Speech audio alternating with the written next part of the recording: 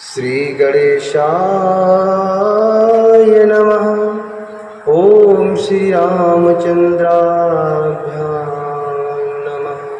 ओम श्री हनुमताय नमः। ओम श्री हनुमताय नमः। श्रीमद् वाल्मीकि रामायण की बालकांड के 22वां सर्ग अर्थात 22वें सर्ग में आज हम प्रवेश करेंगे और जिसमें वर्णन है राजा दशरथ का स्वस्ति वाचन पूर्वक राम लक्ष्मण को मुनि के साथ भेजना, मार्ग में उन्हें विश्वामित्र से बला और अतिबला नामक विद्या की प्राप्ति। मार्ग में उन्हें विश्वामित्र से बला और अतिबला नामक विद्या की प्राप्ति। वशिष्ठ के ऐसा कहने पर राजा दशरथ का मुख प्रसन्नता से खिल उठा। वशिष्ठ के ऐसा कहने पर राजा दशरथ का मुख प्रसन्नता से खिल उठा। तथा वशिष्ठे ब्रुवते राजा दशरथः स्वयं। तथा वशिष्ठे ब्रुवते राजा दशरथः स्वयं। प्रहृष्टवदनो रामाजुहाव सलक्ष्मणम्। प्रहृष्टवदनो राममाजुहाव सलक्ष्मणम्।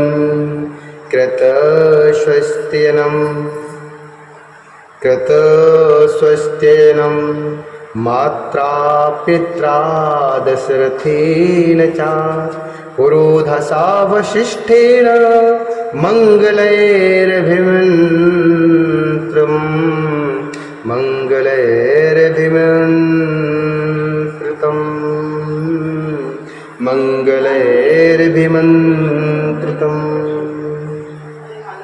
वशिष्ठ जी के ऐसा कहने पर राजा दशरथ का मुख प्रसन्नता से खिल उठा। उन्होंने स्वयं ही लक्ष्मण सहित श्री राम को अपने पास बुलाया। फिर माता कौशल्या, पिता दशरथ और पुरोहित वशिष्ठ ने स्वस्ति वाचन करने के पश्चात उनका यात्रा संबंधी मंगल कार्य संपन्न किया। श्री राम को मंगल सूचक मंत्रों से आमंत्रित किया गया। तदंतर राजा दशरथ ने पुत्र का मस्तक छूकर अत्यंत प्रसन्नचित्त से उसको विश्वामित्र को सौंप दिया। फिर भगवान राम को राजा दशरथ ने विश्वामित्र जी को सौंप दिया। उस समय धूल रहे सुखदायिनी वायु चलने लगी। कमल नयन श्री राम को विश्वामित्र जी के साथ जाते देख देवताओं ने आकाश से वहाँ फूलों की बड़ी भारी वर्षा की।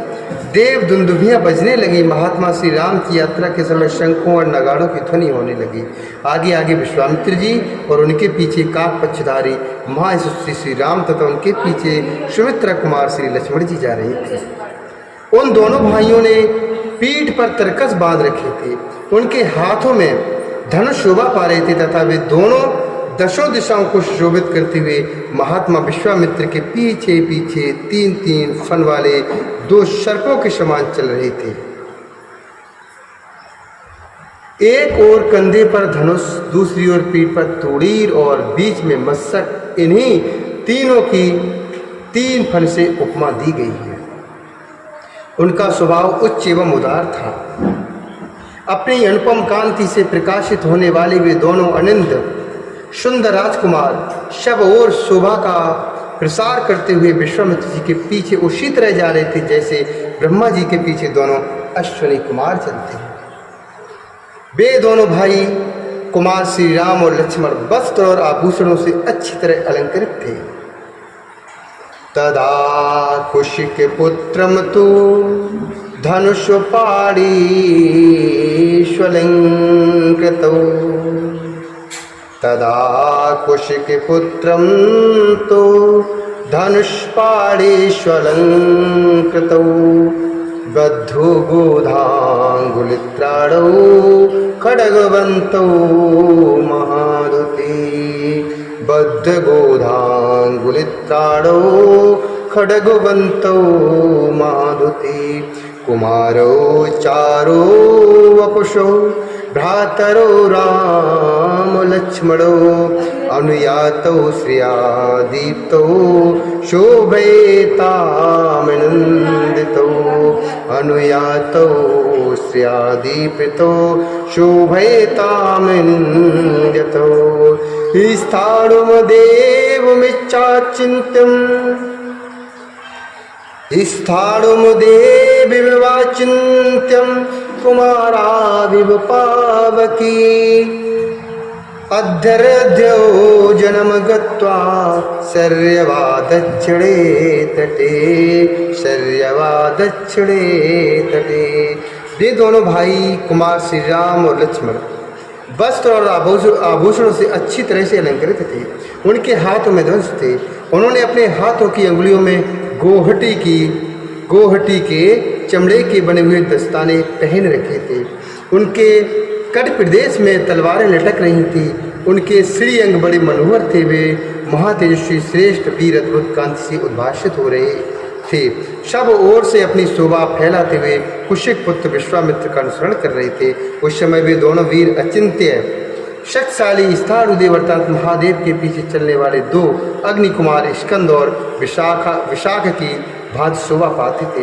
अयोध्या से 1.5 योजन दूर जाकर सरयू के दक्षिण तट पर विश्वामित्र ने मधुर वाणी में श्री राम को संबोधित किया और कहा, हे वत्स राम, रामेति मधुराम वाणीम विश्वामित्रो अभ्यभाषत ग्रहाण वत्स सलिलम भूतिकालस्य पर्यया। विश्वामित्र जी ने प्रभु राम से कहा, हे वत्स राम, अब सरयू के जल से आसमन करो। इस आवश्यक कार्य में विलंब न हो। बला और अतबला नाम से प्रसिद्ध इस मंत्र समुदाय को ग्रहण करो। इसके प्रभाव से तुम्हें कभी श्रम अर्थात थकावट का अनुभव नहीं होगा। ज्वर, रोग या चिंताजनक कष्ट नहीं होगा।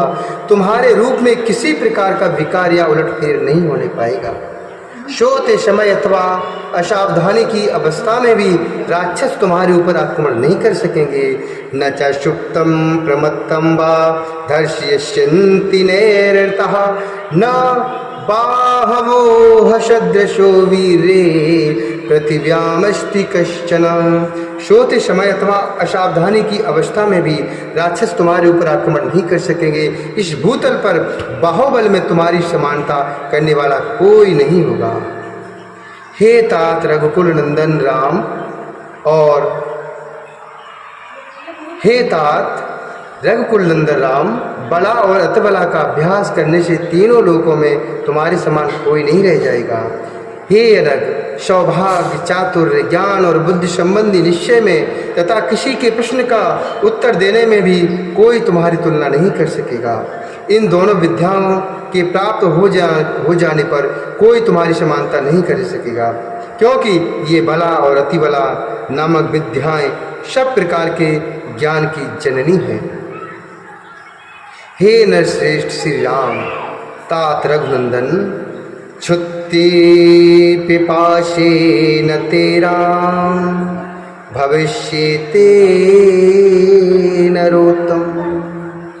छुत्ति पिपाशे न तेरा भविष्यते नरोत्तम।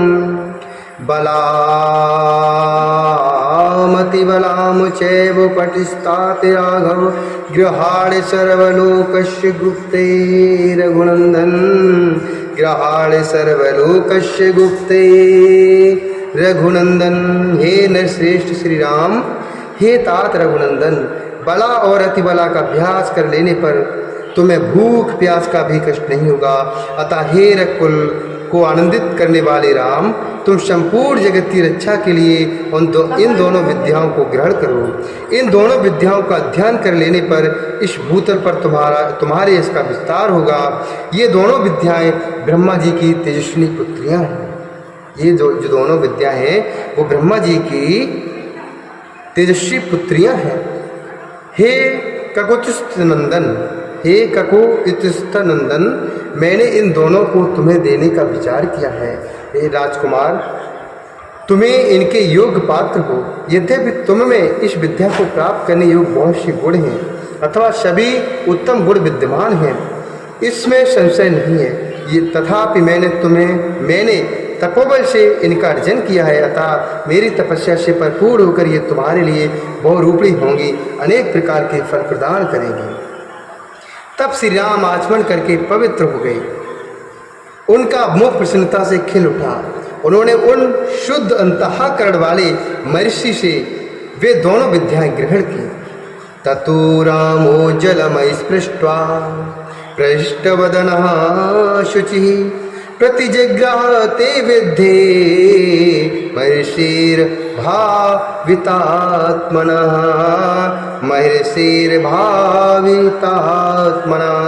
विद्यासमुदितो रामः शुशुभे भीम विक्रमः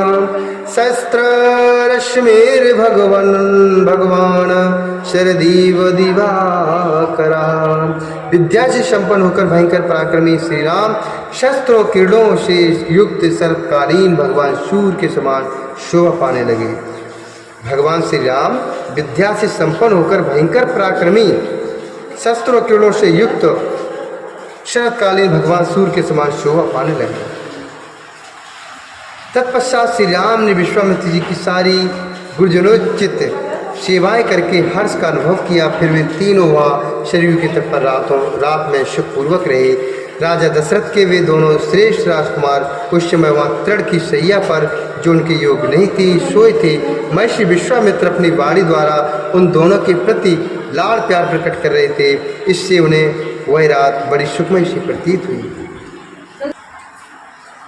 दशरथ नृप शूनो शतमाभ्यां तृणसेने अनुचिते तदोषिताभ्याम कुशिकसुत वचो अनुलालिताभ्यां शुकमेव सा विभवो विभावरी चा कुशिकसुत वचो अनुलालिताभ्यां शुकमेव सा विभवो विभावरी चा।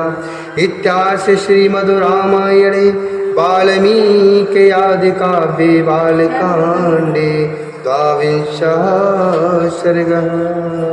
इस प्रकार श्री वाल्मीकि निर्मित आर्ष रामायण आदि काव्य के बालकांड में 22वां सर्ग पूरा हुआ। बोले श्यावर रामचंद्र भगवान की जय, श्री हरि नारायण भगवान की जय, महिषी वाल्मीकि भगवान की जय।